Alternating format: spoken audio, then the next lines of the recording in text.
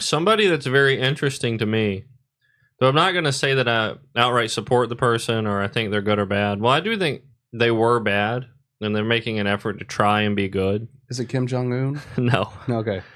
But in the modern world, Andrew Tate, I'd never seen anybody manage to cultivate a following as successfully as he did so quickly. And I always study a successful player. I always study somebody who has clearly done their homework and pulled something off that most people can't. And what's interesting is when I look at what's happening with him now, even despite the fact there's still a lot of eventful things going on with him, like, he got put back in jail today, actually. Today? Yeah. He had been out on house arrest for a while, and the cops came to his house and detained him today and put him back in jail. I'd be so fucking pissed. Like, I just finished the paperwork, guys. But what's funny is I'm noticing that even despite sensational things are happening, he is losing his celebrity status slowly. Not to say he's not still a big celebrity, but I see he's on the decline. And it's almost like there's only a certain high you can reach. Like, you can only go so far and be so sensational before, no matter what, it comes to an end. No matter what, people get bored of you at some point. Yeah, it's the Kid Icarus effect. Yeah. Like, there's only so much that you can fly to the sun, and then you're just burnt out. And so I feel like every celebrity today is on this constant stretch of reinvention, of trying to continue to draw people into them. Could you imagine if Andrew Tate becomes a feminist? I would die. I would. Well, on screen, I'd be on this podcast just... He does joke about being a feminist, though, obviously. Well, I mean, technically, he empowered women to take control of their bodies, but he took 90% of their money, 99% of their money. And so, it's hard for me to go, I'm 50-50 on there's a shadow cabal that's very manipulative running things. And I do think maybe on a government level there is, but when it comes to celebrities, I do think a lot of it's just the easy views, the easy clout. Yeah. And I mean, I feel you on that. But like, to a lesser extent, I kind of wish there was a secret cabal that knew shit that we didn't know. Is that just so you can join it? No. I just want smart people running the country, even if it's to the detriment of... So I'm going to talk about something as a personal experience here with what you're saying. So a lot of people attribute the Illuminati to the Freemasons. Yeah.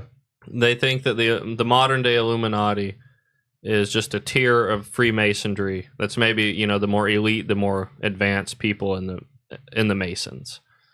Something that's very interesting about Freemasonry is it exists today still quite predominantly. And for example, even, we live in a small area. We're not like in a big city or anything like that. We live kind of... Well, we have 2 whole Dollar Generals. Like, let's not go ahead and count ourselves out.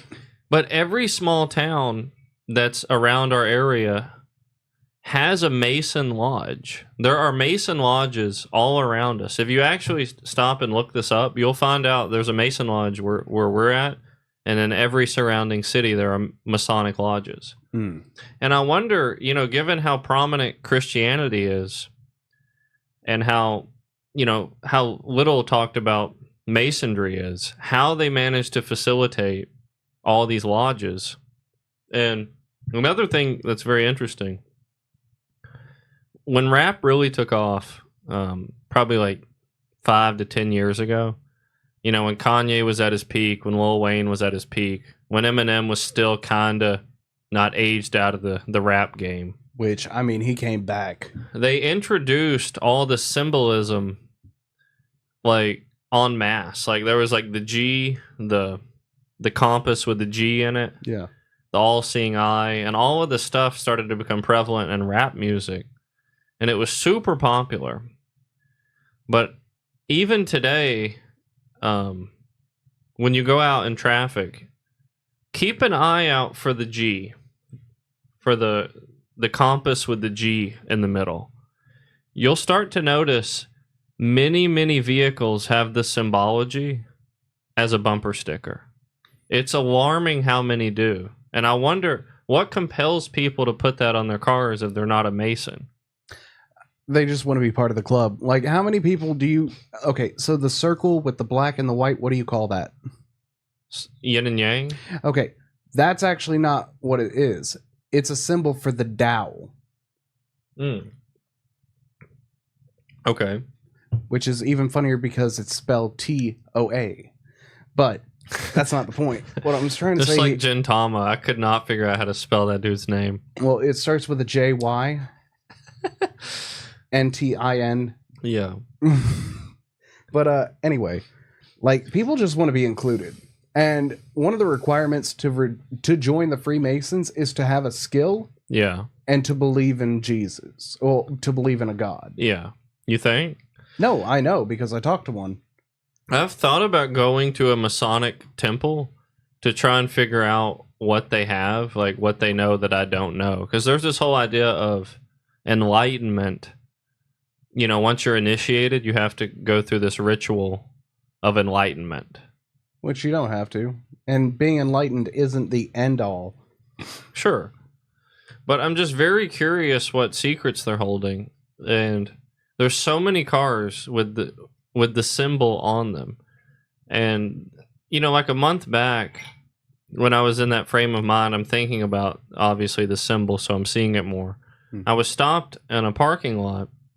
This is a true story. And a guy parked in a very odd spot, because I was parked way out of the way, and he parked right next to me. And I noticed before he parked in a spot, he had one of the symbols on his bumper.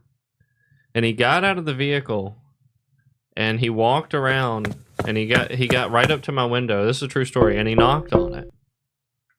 And I rolled down the window, and he said, "Hey, man, that's a nice car you got." And I said, "Well, yeah, thank you. I just recently got it. It was for my grandmother, actually. I bought it from her, and yeah, it's a nice car." And he goes, "That's all. I just wanted to tell you I like your car." And then he calmly walked away. And when I drove out of that parking lot, I was headed to another town. And on the way out, I drove past the Masonic temple in that town. And it's just so eerie to me. I'm just I don't know. I'm curious what the Masons know and what they don't know. I'm curious. The Masons know that having a faith in a higher deity and a skill that is profitable is what can make a man. True. That's what it is. They've got good marketing with good values, because 99.9% of religions go, do not murder for no good reason.